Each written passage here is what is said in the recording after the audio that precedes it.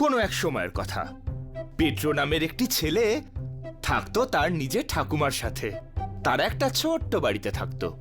একদিন পেড্রো ঘরের মধ্যে বল নিয়ে খেলছিল। বলটা জানলায় লাগা মাত্রই জানলার কাঁচটা ভেঙে গেল। ও না! পেড্রো, এটা কিসের আওয়াজ? ওহ, ওই জানলাটা। সরি সরি ঠাকুমা। ঠিক আছে, কিচ্ছু চিন্তা নেই পেড্রো। তুমি এক্ষুনি কাঁচ লাগাই যে দোকানে সেখানে যাও আর নতুন কাঁচ এনে এটা বদলে দাও। তুমি এটা বদলাতে পারো তো? হ্যাঁ হ্যাঁ ঠাকুমা, আমি পারি। তুমি চিন্তা করো না, আমি বিকেলবেলা করে দেব। পেড্রো, ভাঙা কাঁচটা তো এখনো পাল্টাওনি। তুমি কাল কাঁচের দোকানে যাওনি নাকি? না ঠাকুমা, আমি ভুলে গেছিলাম, কিন্তু কালকে আমি নিশ্চয়ই যাব। পেড্রো, গোটা সপ্তাহ কেটে গেল আর এই জানলাটা তো।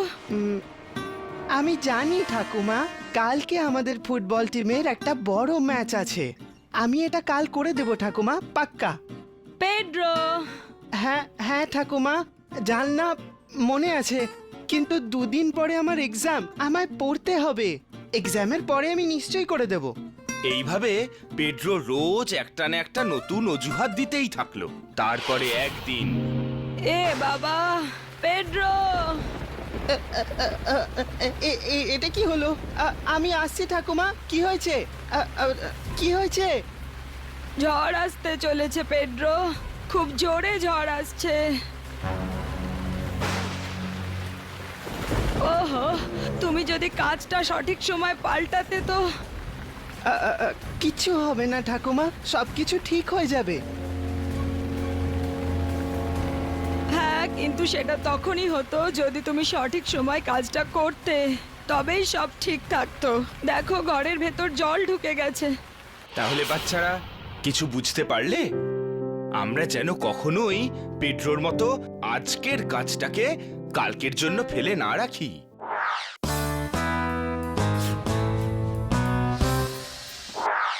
পেড্রো বলে একটা ছেলে ছিল যে তার মায়ের সাথে একটা ছোট্ট বাড়িতে থাকতো। কিন্তু পেড্রোর মা সবসময় একটা কথাই চিন্তা করত, আমার পেড্রো কবে সময় মতো কাজ করতে শিখবে? ও যেন শিখে যায়। সবার সময়ের গুরুত্ব বোঝা উচিত। পেড্রো, তুমি তোমার হোমওয়ার্ক শেষ করেছো? মা, এখনো অনেক সময় আছে, আমি কাল সকালে করব, স্কুলে যাওয়ার আগে।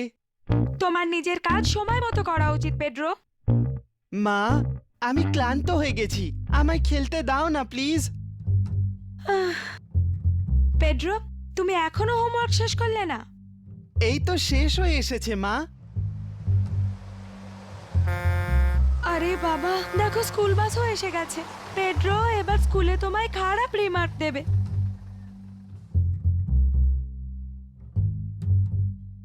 দাদা, হোমওয়ার্ক হয়ে গেছে মা। সব সময় এই শেষ মুহূর্তে কাজ করা আমার একদম পছন্দ না। ছাড়ো, এখন যাও। আর হ্যাঁ, আজ কিন্তু মনে করে কার্পেন্টার আঙ্কেল চার্লিকে ডেকে নিয়ে আসবে। বাড়িতে কিছু জিনিস ঠিক করাতে হবে। আমি তোমাকে 1 সপ্তাহ ধরে বলে যাচ্ছি। আজ আমি ঠিক ডেকে আনবো। আর মা, পরের সপ্তাহে আমার বার্থডে পার্টির কথা ভুলে যেও না কিন্তু। আচ্ছা, বাই। আঙ্কেল চার্লি কোথায়? আরে না, আমি ভুলে গেছি। ভুলে গেছো? তুমি কি করে ভুলে যাও? সরি মা। খুব ফাঁকিবাজ তুমি। তুমি কখনো কাজ করতে চাও না, তাই তো? আমার বার্থডে পার্টিতে আমরা কি করব মা? ঠিক আছে, তোমার বন্ধুদের ডেকে নিও। ঠিক আছে, আমি ওদের বলবো। আমি ডাকবো হেনরি, কেভিন আর জেকবকে। ওরা আমার সব থেকে ভালো বন্ধু। ওরা খুব বড় বাড়িতে থাকে। ঠিক আছে, ডেকো ওদের। ঠিক আছে মা, আমি ওদের গিয়ে বলে আসছি। আর আঙ্কেল চার্লিকেও ডেকো। তুমি কি তোমার বন্ধুদের বলেছো পেড্রো? হ্যাঁ মা, সবাইকে বলে এসছি। আর আঙ্কেল চার্লিকে কি তুমি বলেছো পেড্রো? আরে না, আমি আবার ভুলে গেছি। শেষ পর্যন্ত পেড্রোর বার্থডে দিন এসেই গেল। ও খুব খুশি ছিল। তোমার আজ আরো 1 বছর বয়স বেড়ে গেল। হ্যাপি বার্থডে বাবা, এই উপহার তোমার জন্য।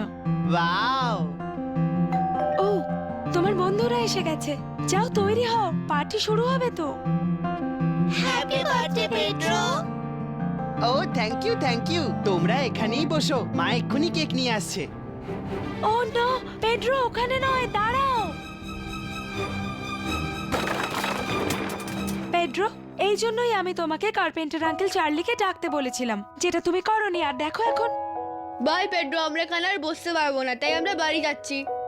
তো দেখলে তো, সময়ের কাজ সময় না করলে কি হয়।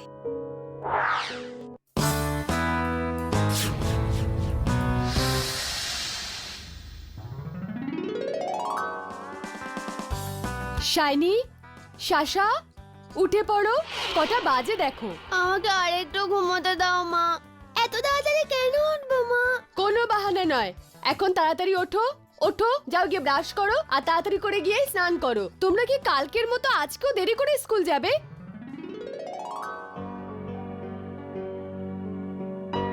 কোনো মতে রেডি হওয়া গেল, 5 মিনিটের মধ্যে পৌঁছে যাব স্কুলে। তাহলে আমাদের দেরি হয়নি তো মা? না, কিছুটা সময় এখনো বাকি আছে, কষ্ট করে আজ পৌঁছলাম।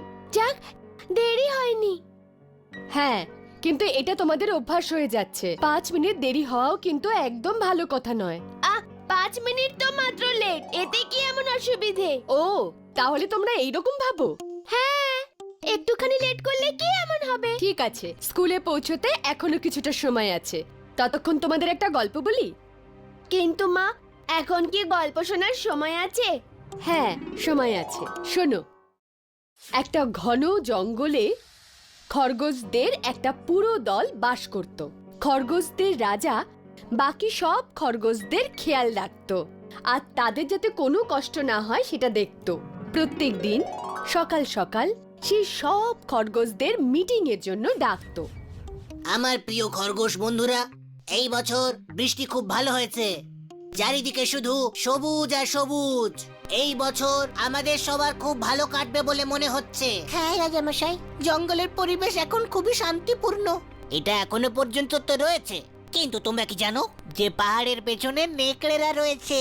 আমাদের সজাগ থাকতে হবে। এই জঙ্গলে হেক্টর নামে আরো একটা খরগোশ ছিল।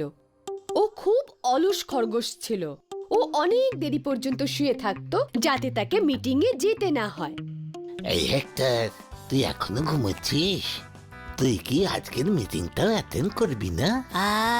চলো যাও এখান থেকে, আমাকে ঘুমোতে দাও। ওঠ না, এই ঘুম কাটতে বন্ধু। আমাকে ঘুমোতে দাও। এমনিতেও মিটিং এ বিশেষ কিছু হয় না। মিটিংটা কিন্তু খুব ইম্পর্টেন্ট। দাদা আমাদের অনেক দরকারি কথা বলেন। তুই শুধু আলসেমের জন্য মিটিং গুলো যাস না।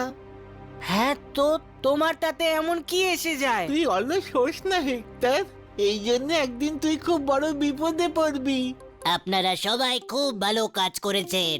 আপনারা এই গাজর নিয়ে এসেছেন, আমাদের এর দরকার পড়বে। পরবর্তী কিছুদিন বৃষ্টি হওয়ার সম্ভাবনা আছে, আর আমরা তখন বাইরে যেতে পারবো না।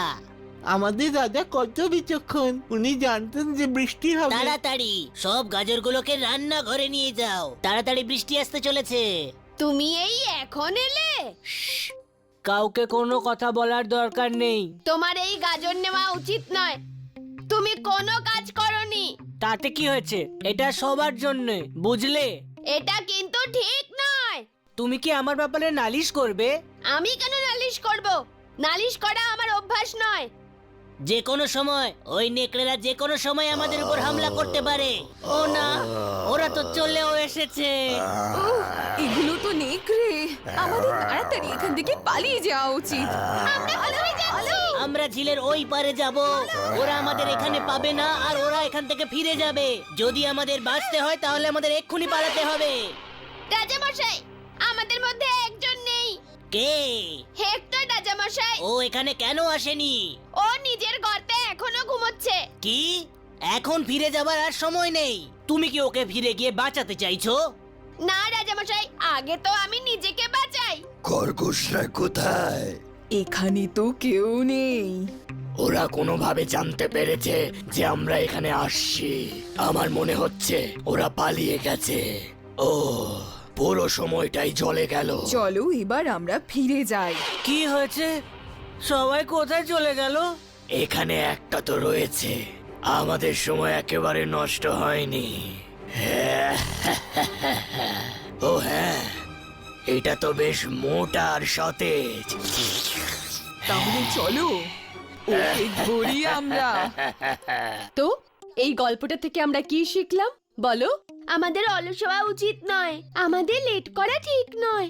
হ্যাঁ, তো ওদের মধ্যে যে হেক্টর ছিল ও অলস ছিল আর লেটও করতো, আর সেই জন্যই তো ওকে নিজের প্রাণটা দিতে হলো। আমরা এই কথাটা সবসময় মনে রাখবো মা। হ্যাঁ, আমি শাইনি। যদি তোমরা আমাকে এভাবেই দেখতে চাও তাহলে এই ভিডিওটাকে অবশ্যই শেয়ার করো, আর হ্যাঁ, এই চ্যানেলটাকে সাবস্ক্রাইব করতে ভুলো না কিন্তু।